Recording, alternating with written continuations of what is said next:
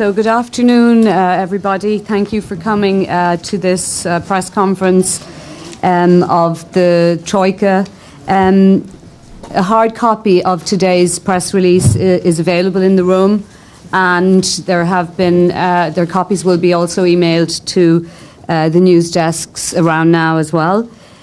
This press conference is being web streamed live on the Dublin Representation's website at euireland.ie and also on the IMF website.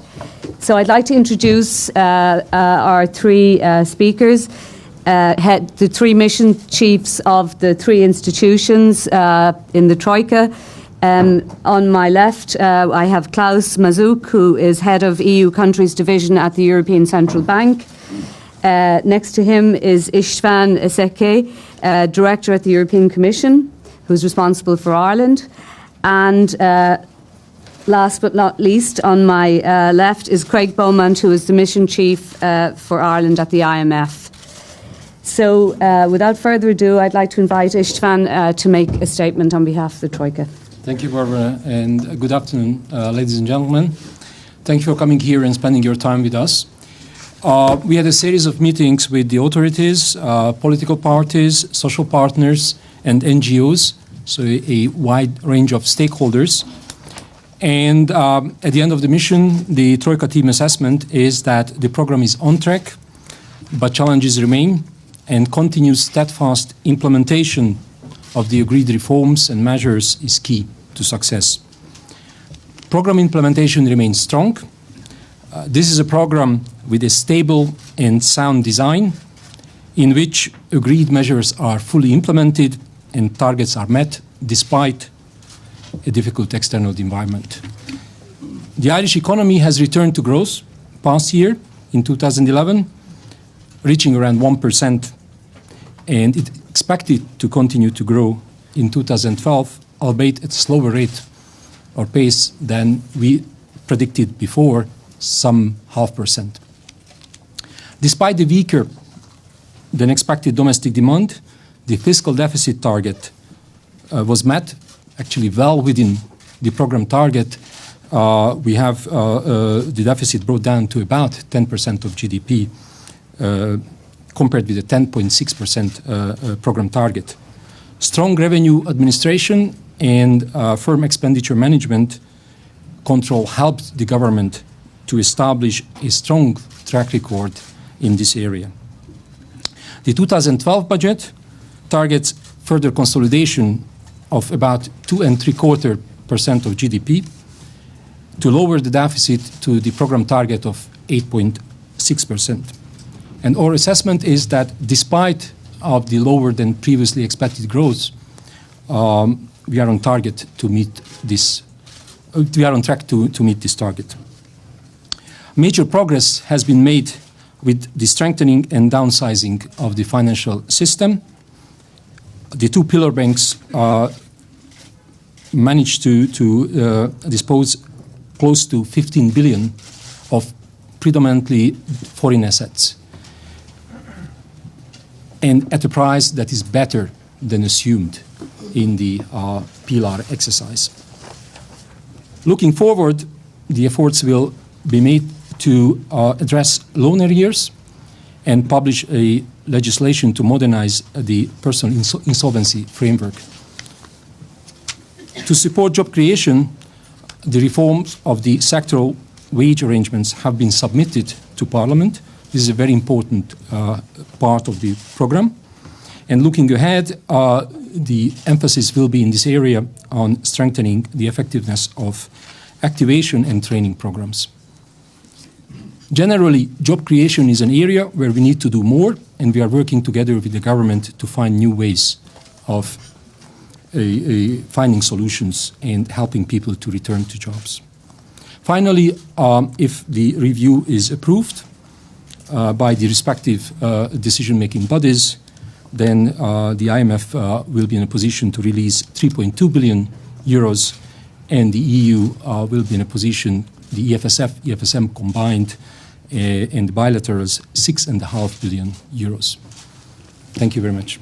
Robert Short, RT Primetime. The Minister for Finance, Michael Noonan, said at his press conference that there had been an agreement for a technical group from the Troika to come together to examine the funding arrangements surrounding the promissory notes in Anglo-Irish Bank, and that it was with a view to reducing the cost to Ireland of how this debt is repaid. I'm wondering, could you talk a little bit about that, and specifically to Mr. Massouk from the ECB, is it now the position that the ECB accepts that the cost to Ireland of repaying the Anglo promissory notes is too high? Thank you. On the question of Robert, whether the ECB recognizes that the costs of promissory notes, you said, are too high. This is not. I don't think this is for the ECB to make a decision on this. I mean, we have our rules, and as Mr. Noonan has said and Craig has just repeated, we are working together with the Commission and the IMF on finding technical solutions, which of course have to be in line with our framework.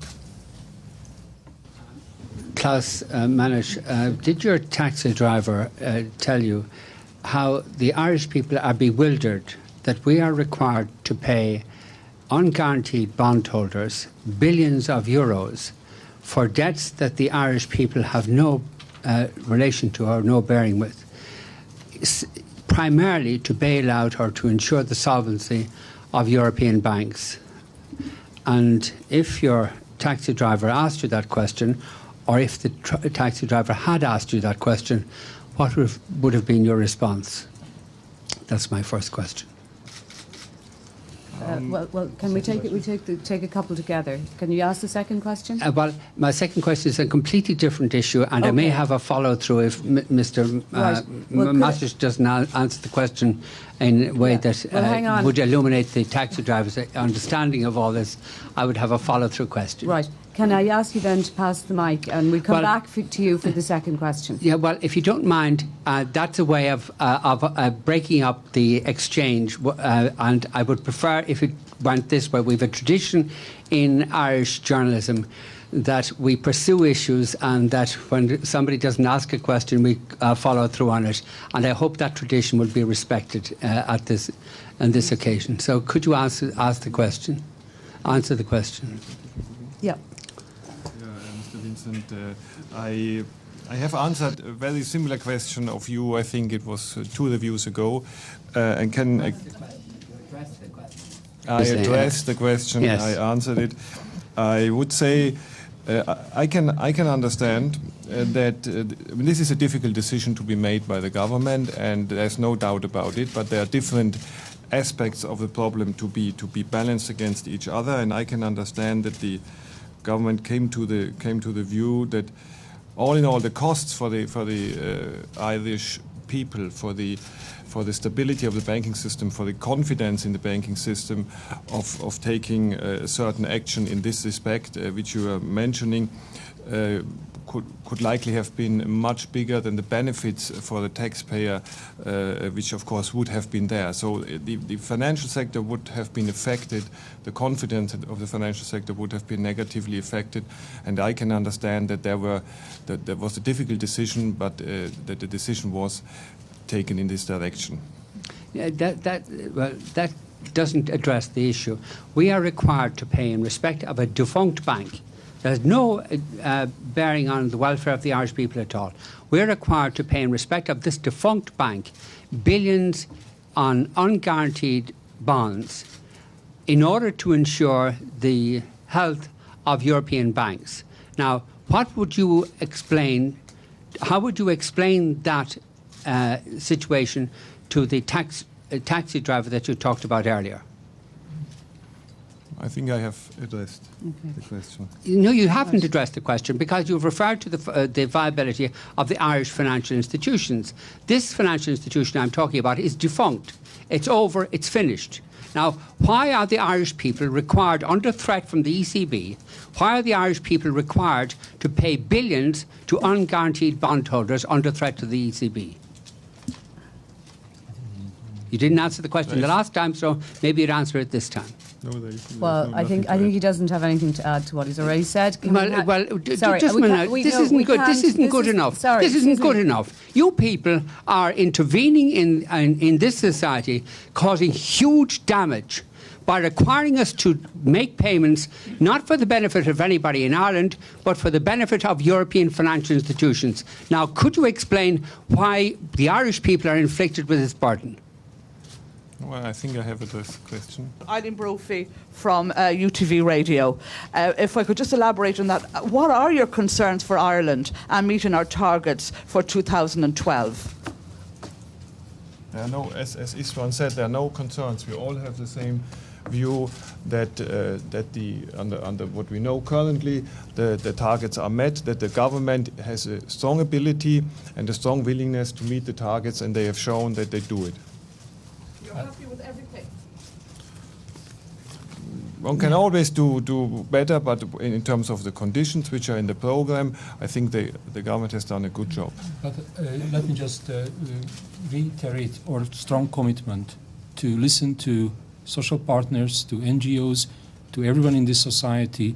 And if issues are raised and evidence is provided and there's a constructive way of working together, we want to work together with everyone to find solutions to difficult problems. And as I said, unemployment and the most vulnerable of society, these are issues where we should make more effort and do everything possible in our capacity to help those people, and we will do. Thank you. I'm afraid we have to wrap up there. Thank you very much. The next Troika review mission will take place in April, so we look forward to seeing you then.